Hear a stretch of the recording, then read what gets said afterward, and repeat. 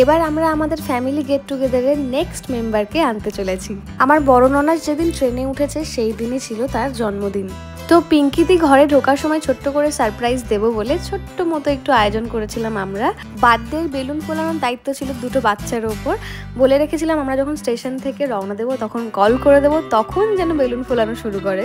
আমি আর অনিশ বেরিয়ে পড়লাম হাওড়ার উদ্দেশ্যে অনিশের বড় দিদি পিঙ্কিদিকে আনতে। এই ফ্যামিলি গেট টুগেদারটা কিন্তু আমাদের জন্য ভীষণ স্পেশাল। রিঙ্কি পিঙ্কিদি যেমন সারা বছর অপেক্ষা করে থাকে বছরে একবার কিংবা দুবার এই ভাইয়ের বউয়ের সঙ্গে দেখা করে আনন্দ করার, আমি আর অনিশও কিন্তু তেমনি অপেক্ষা করে থাকি সবার সঙ্গে কিছুটা মেমোরেবল দিন কাটাবার। দেখতে দেখতে আমরা হাওড়া পৌঁছে গেলাম। এবার পিঙ্কিদির যে ট্রেনের টাইমিং ছিল একদম অন টাইম ছিল, আর আমরাও একদম ঠিক টাইমে পৌঁছে গেছিলাম।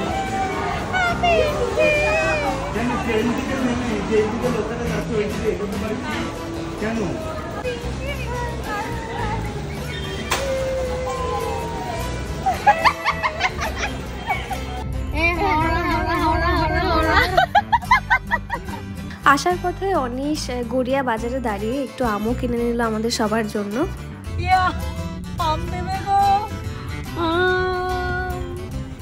কতগুলো আম নিয়ে আসলি? কি আম এগুলো? হিমসাগর। এগুলো এরকম হিমসাগর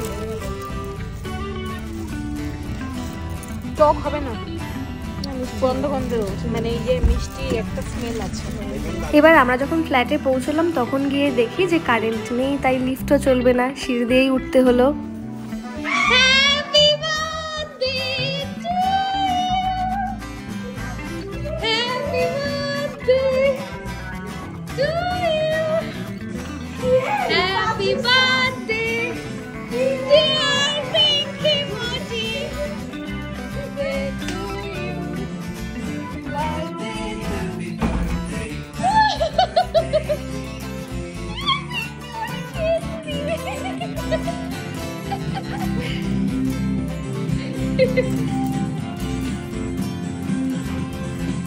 এই যে ইমোশনাল হয়ে গেছে।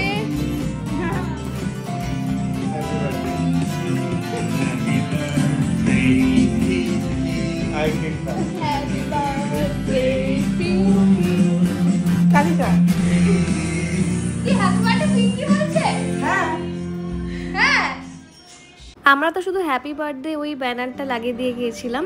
এই দেখো আমাদের মিষ্টি দুই পুচকু কি সুন্দর করে সাজিয়েছে বেলুন ফেলুন দিয়ে, কেক নিয়ে।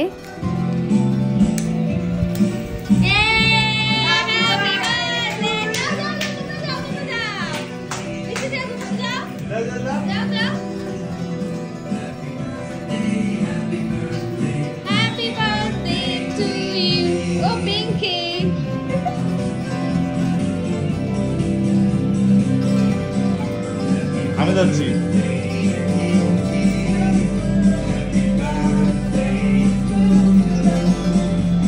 আমি ধরছি এবার। তুই যা।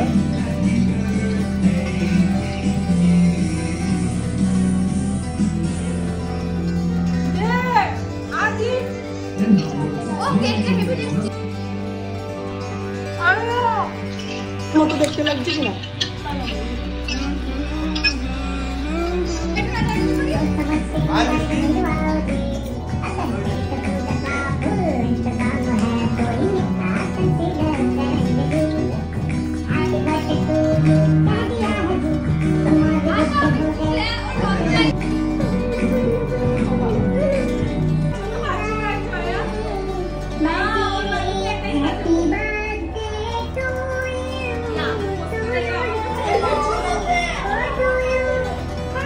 আলু পোস্তর উপরে পিঙ্কিদির কিন্তু আলাদাই একটা টান আছে। তোমরা হয়তো অনেকেই দেখেছো আমরা যখন আলু পোস্তকে এনেছি পিঙ্কিদির বাড়ি মানে ইউপি থেকেই এনেছি, তো আলু পোস্ত একদম ছোটোবেলায় প্রথমে 1 মাস কিন্তু পিঙ্কিদির বাড়িতেই ছিল।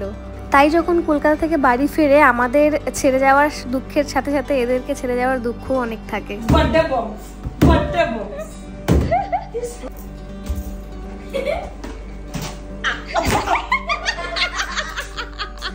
আমাদের সেদিন সকালের ব্রেকফাস্ট কিন্তু আলাদাই ছিল।